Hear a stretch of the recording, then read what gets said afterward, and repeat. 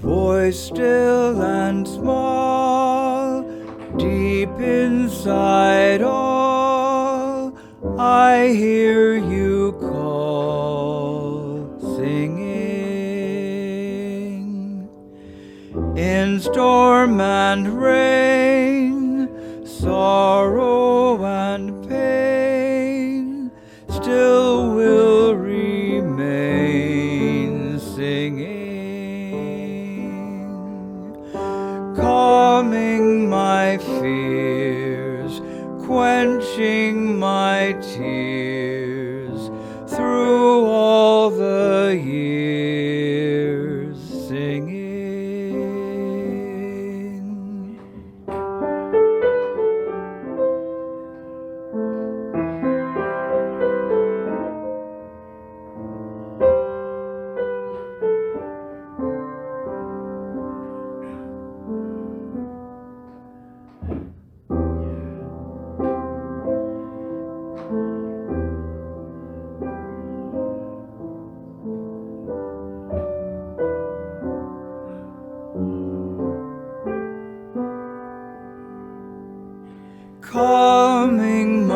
fears, quenching my tears, through all the years singing.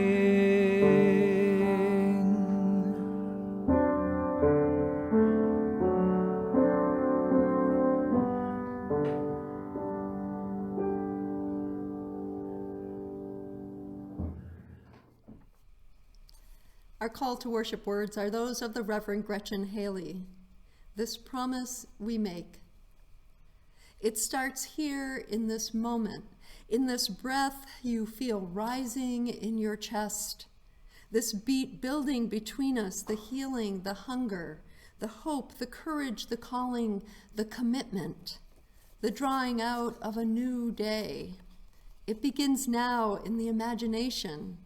In this story we weave together, this song we sing, this prayer we bring into being from our hearts to our lips, from our hands to our life, our shared life. It starts here with praise and thanksgiving, forgiveness, and this humbling, centering confession that we could be wrong. This promise that we make to keep learning, to keep trying, to keep our sense of humor, to keep close this knowing that we are all in this together. Come, let us begin. Come, let us worship together.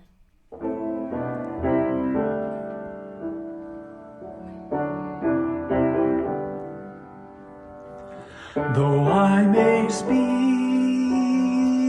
with bravest fire, and have the gift to all inspire, and have not love, my words are vain, as sounding brass and hopeless gain. Though I may give all I possess, and striving so my love profess, but not begin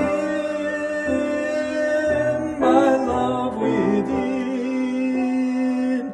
the prophet soon turns strangely thin. Come, Spirit, come, our hearts control, our spirits long to be made whole. Let inward love guide every deed, by this we worship and are freed. Our chalice lighting words are those of Unitarian Universalist minister Cindy Landrum. As we kindle this flame, may it spark in each of us connection and commitment to this living tradition and to each other. I invite you now to light your home chalices as a reminder that we are all connected through time and space.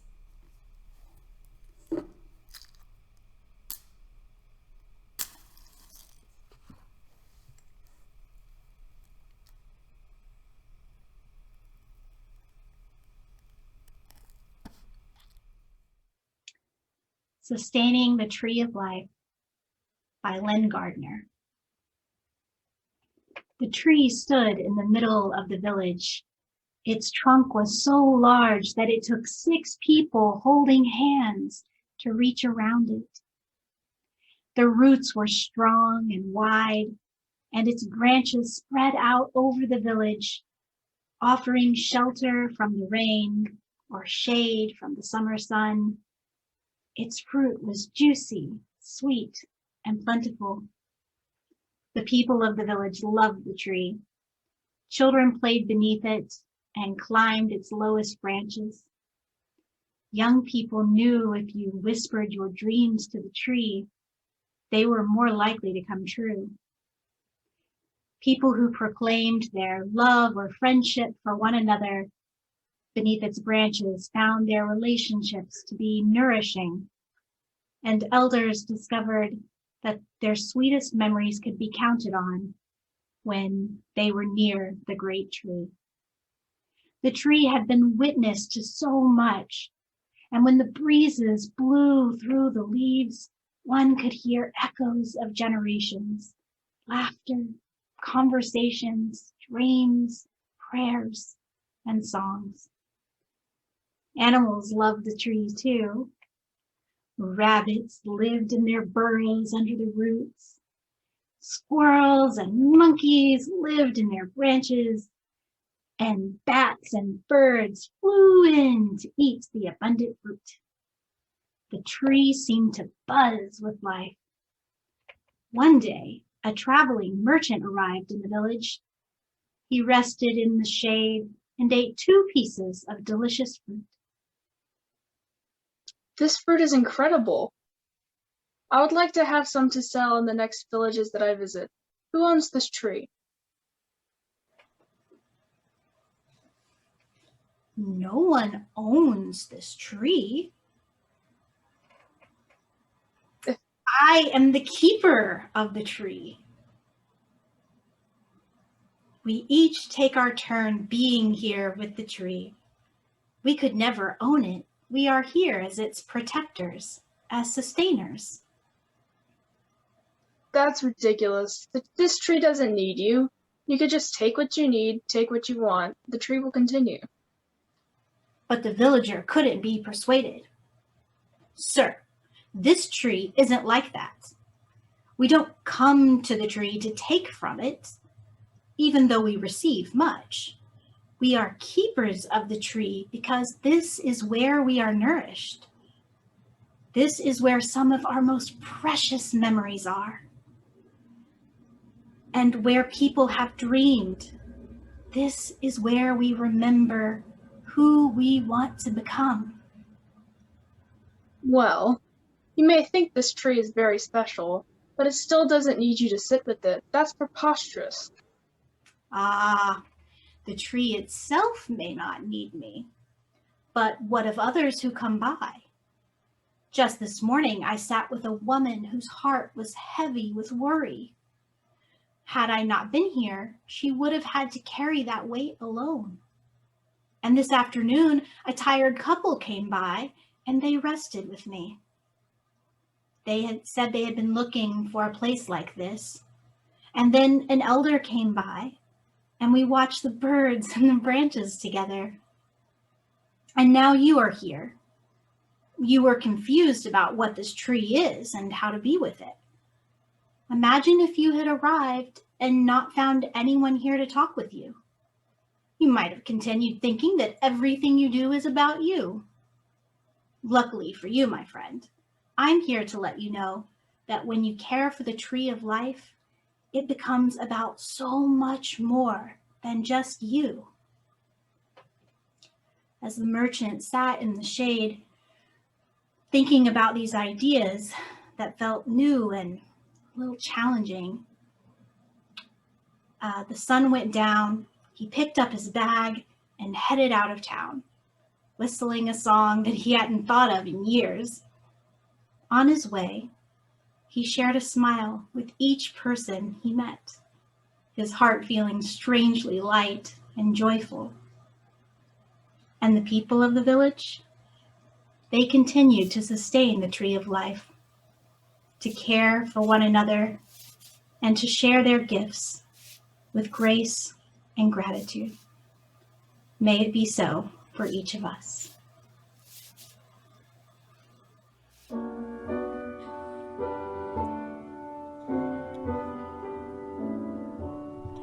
What gift can we bring? What present, what token? What words can convey it? The joy of this day, when grateful we come, remember.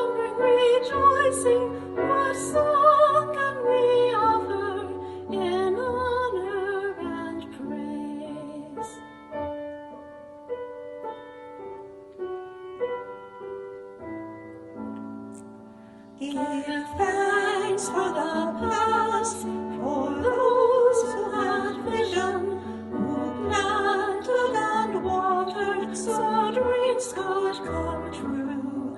Give thanks for the now, for study, for worship, for vision that bids us turn prayer into deed.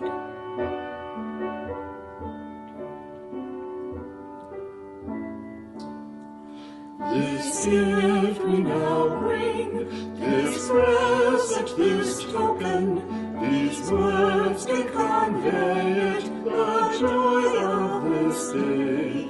When grateful we come, remembering, rejoicing, this song we now offer in honor and praise.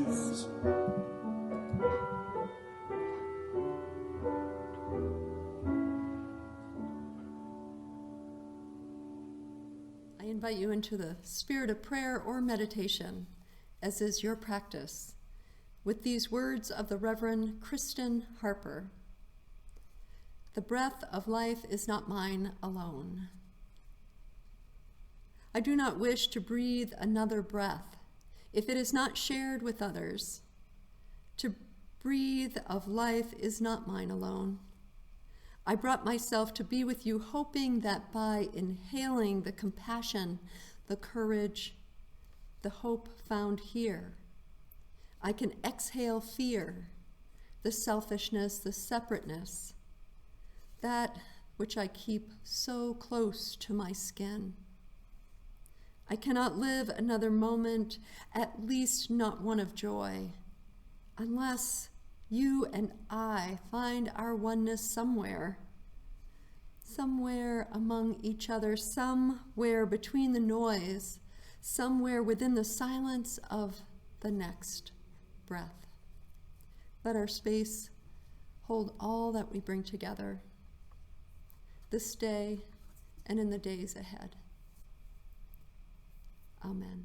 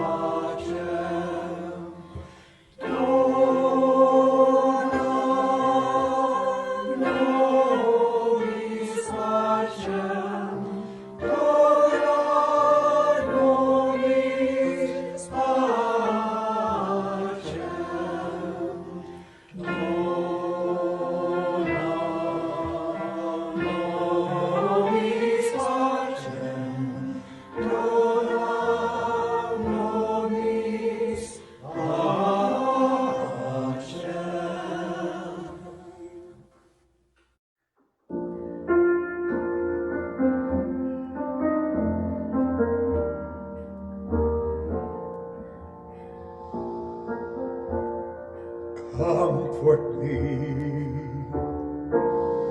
comfort me, comfort me, oh my soul.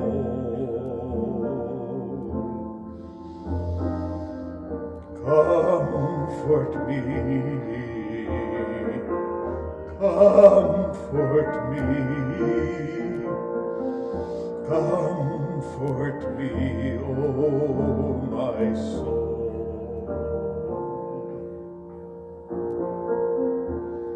Sing with me,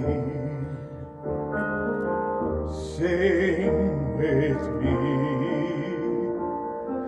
sing with me, oh my soul. Sing with me, sing with me, sing with me, oh my soul. Speak for me, speak for me,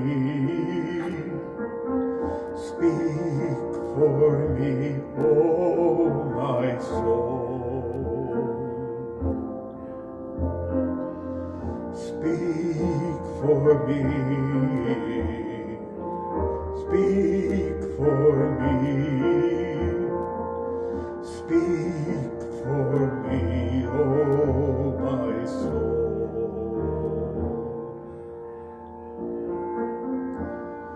Dance with me, dance with me, dance with me, oh my soul. Dance with me, dance with me, dance with me, oh my soul.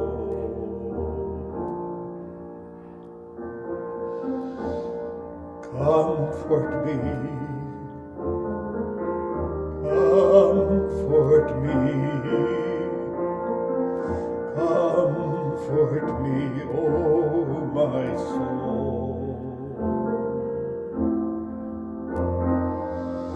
Comfort me,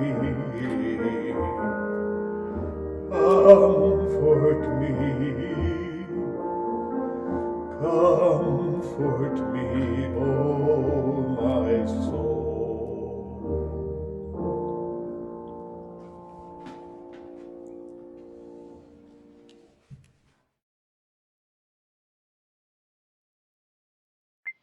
Hello, I'm Joan Marte, and I've been a member of Allen Avenue, I think, since the mid 1980s. And what drew me to the church initially was I was looking for a place for spiritual enrichment, but I wanted a faith that didn't have a lot of dogma or creed. I also was looking for a church that had a sense of a really caring, supportive, intergenerational community and a place for spiritual education for our children. I've been involved on a number of different committees throughout the years, from RE, and I'm trying to think, I was served on the board, adult education, um, worked on various church events. Um, I participated in potlucks and sex and all kinds of different fun activities, the church fair. And I took part in a lot of adult ed courses, which really were very important for me. Look, courses on the role of the feminine divine in our history, Cakes for the Queen of Heaven, and other assorted programs. Um, and what's kept me involved has really been the sense of community. Um, Worship has always been very important. It's been really helpful always to have a place on Sunday to become renewed and to stop and just take in a lot of different ideas um, and also opportunities for continuing to learn and grow and be part of, again, our warm, caring sense of community. During COVID times, I've actually enjoyed the Zooms. I still am working, so it's been great to be able to participate in a meditation group, Lecto Divina, on Thursday mornings. I don't have to go anywhere. I can just turn on my computer and be with some other wonderful people. I've participated in a couple of adult ed programs, which have also been very important. I think our church offers so many different opportunities and ways for people to be involved and to get their needs met.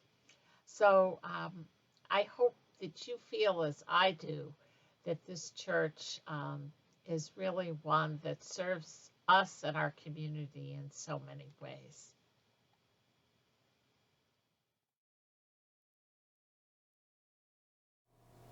Hi, I'm Rick Kimball, and I'm reading The Struggle Continues by Reverend Israel Buffardi, who incidentally served A2U2 as its intern minister in 2016 and 17.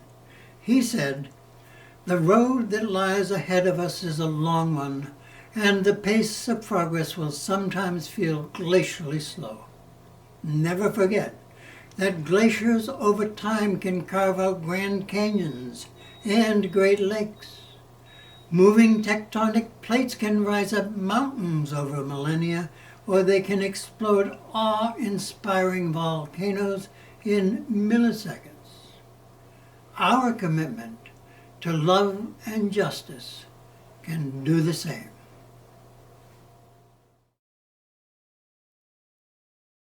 Hi, I'm Jessie Goodwin. When I was asked to offer a testimonial about A2U2, my first thought was, oh gosh, one more thing. How am I going to fit in one more thing? Like all of us, our family's world has been upside down for the past year. I've been feeling overwhelmed, maxed out, but then I thought more about what the church has done for us over the past few years, and I knew I could find a few minutes to record a video.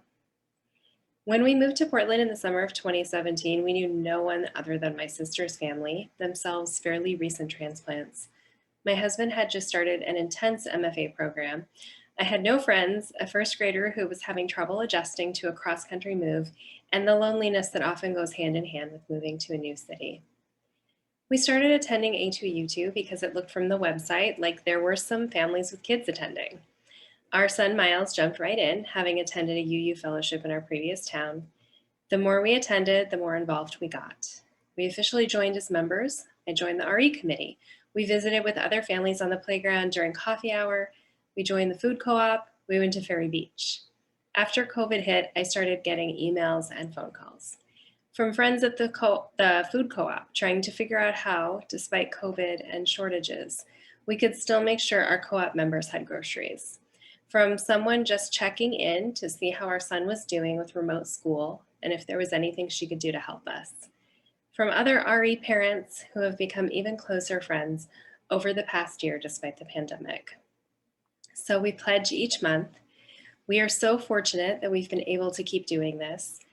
I am happy to support this church financially because I know that it will mean a sustainable future for this community. And I hope that you will join me if you can in supporting A2U2 this year as we look forward to the future when we can all be together in person again. Thank you.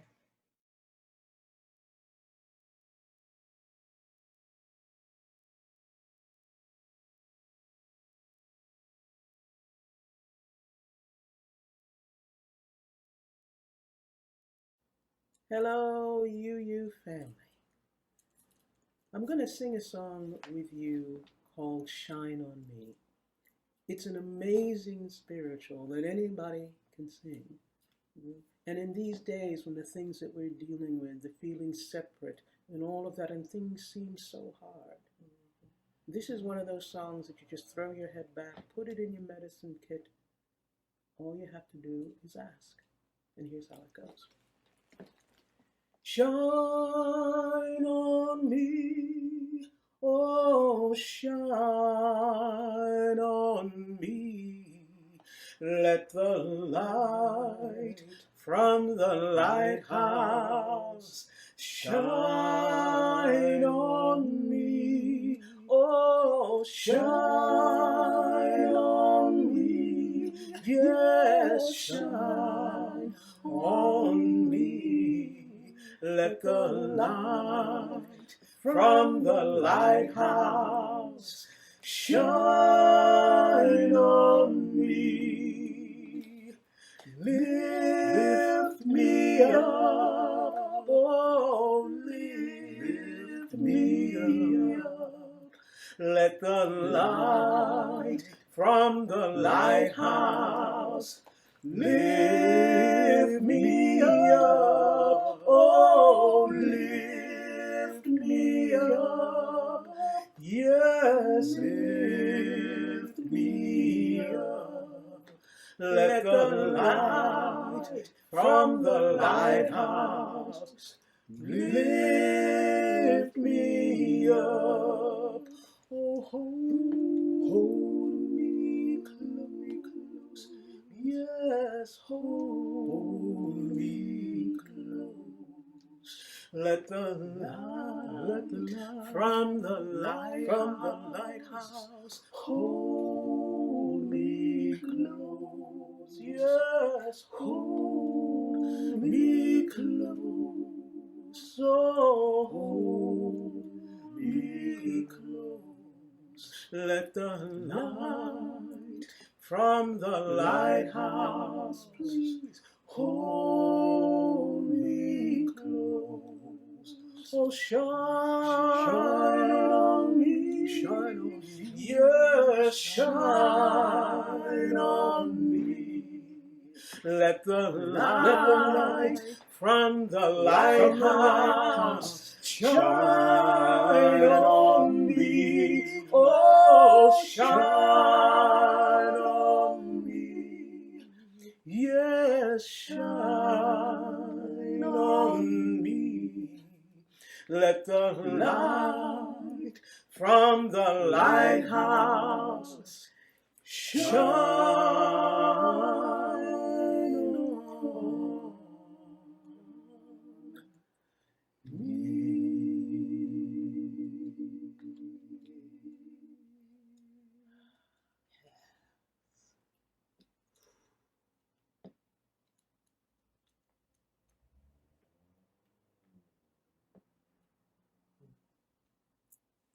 all you have to do is just ask. The light is always there. Always. Always. Oh,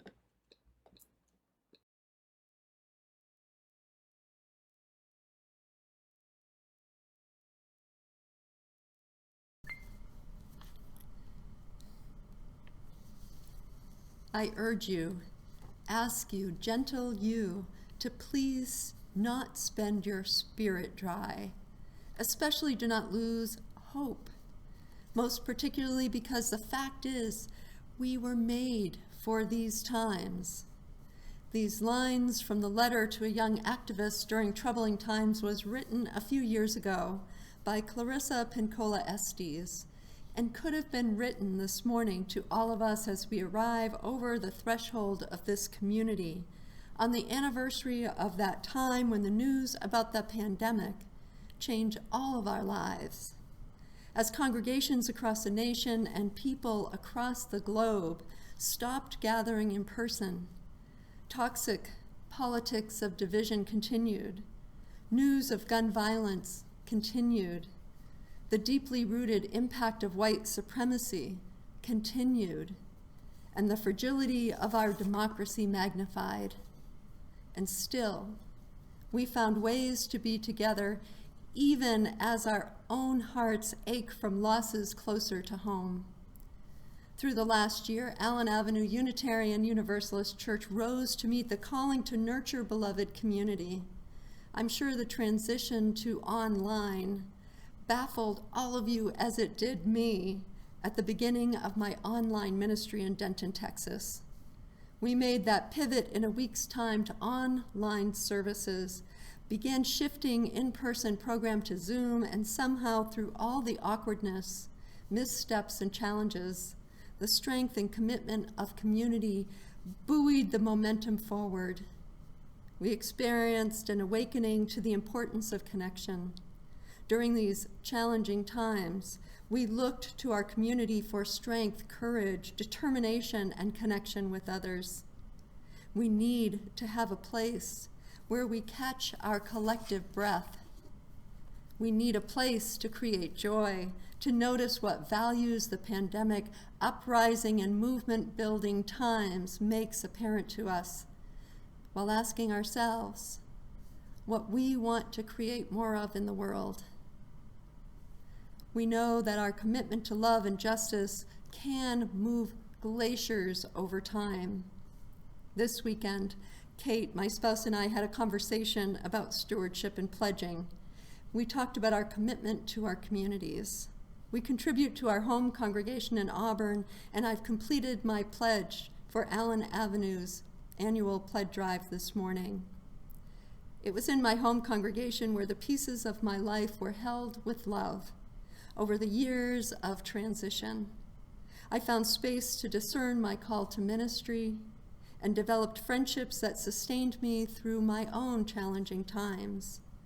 It was where I met Claire and Mary Kay, who showed up every Thursday morning this winter at 9 o'clock to offer me respite from hospice care for my mom as I turned my attention to our ministry together. And so, we thought about our communities. We talked about our love for our faith and our hope for the future. I'd like to tell you a story about Evelyn. Evelyn migrated to the U.S. from Canada to work in an aviation factory during World War II. She spent her entire life living well below the poverty line. She was a quiet woman who didn't have a car or a driver's license, so her daily life encompassed the nearby market, the credit union, her church, and her volunteer work at the local Head Start. In her adventures about town, she never met a stranger. On many occasions, she would meet someone for the first time and invite them over for some soup and a dessert. When Evelyn was killed in a car accident, the door to her private life was opened.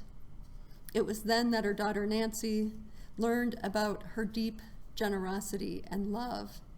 This generosity and love that drove her mother's life. Her checkbook is where Nancy and her sisters Jackie and Susie discovered how remarkable a woman their mother really was. They found checks to the Abused Women's Advocacy Project, St. Jude's Children's Hospital, Disabled Vets, Camp Sunshine for kids with cancer, and of course, the church. Not just the church operating budget, though. Evelyn had donated to the capital campaign that would rebuild the steeple of the mid-19th century Basilica, St. Peter's and Paul in Lewiston. She had never had $1 at the end of the month for herself, but seemed to find this money in her budget that she prioritized for the things that she cared about. Nancy says, "I seriously underestimated my mother in many ways. I had no idea she was a volunteer, and I never would have guessed she understood the concept of charitable giving, not because she wasn't generous and kind, but because these acts of love, kindness, and generosity were private matters for Evelyn. Ellen Avenue Unitarian Universalist Church is generous, loving, and a kind community. In thinking about our beloved A2U2, I invite you to reflect on the kinds of connections that this community has nurtured over time. Over the last 200 years of history, the last 30 years perhaps of your participation, the last 10 or 5 years, or even the last week. You are creating a legacy today. You are creating connections of nourishment in these times of need. You create joy in these spaces of time, and you also have a community that holds grief. And somewhere between the noise, somewhere within the silence of our collective breath, we gather ourselves and our energy for resistance and justice work. Your stewardship of this community ensures the legacy of A2U2 as a place of connection and justice-seeking people well into the future. Your stewardship and care of this community ensures that when a new person arrives to us, they are invited into a community that accepts them as a whole person, invites them to be authentically and truly themselves. There is a legacy you are creating. A pledge is an act of love and a decision to believe in the future of Allen Avenue Unitarian Universalist Church. A pledge is a promise to co-create our faith community, to support all it already offers, and to imagine that our generosity will help create a future that will continue to make a difference next week, in 5 years, in 10 years, in 30 years, and perhaps 200 years from now. I wonder how the lives of children here in this community now will describe their experiences as they reach adulthood. How will they remember us? How will the legacy we are building be described 200 years from now?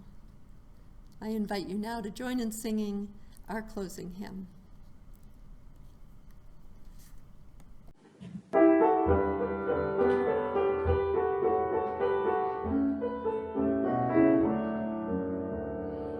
All the colors, yes, the colors we see in the springtime with all of its flowers. All the colors, when the sunlight shines through a rift in the cloud and it showers. All the colors, as a rainbow appears when a storm cloud is touched by the sun. All the colors abound for the whole world around and for everyone under the sun.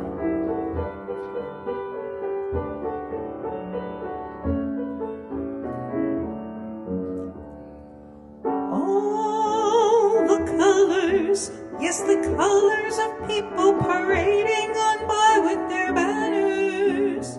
All the colors, yes, the colors of pennants and streamers and plumes and bandanas. All the colors, yes, the colors of people now taking their place in the sun. All the colors abound for the whole world around and for everyone under the sun.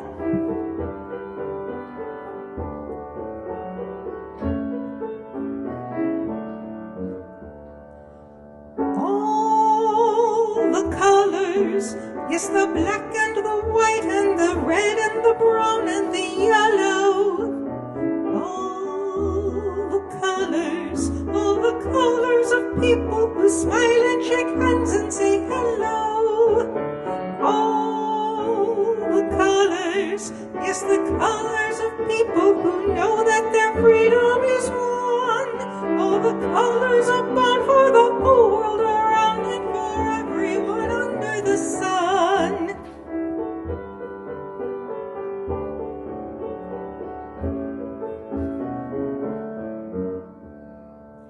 De colores se visten los campos en la primavera. De colores son los pajaritos que vienen de afuera. De colores el arco iris podemos lucir. Y por eso los grandes amores de muchos colores me gustan a mí.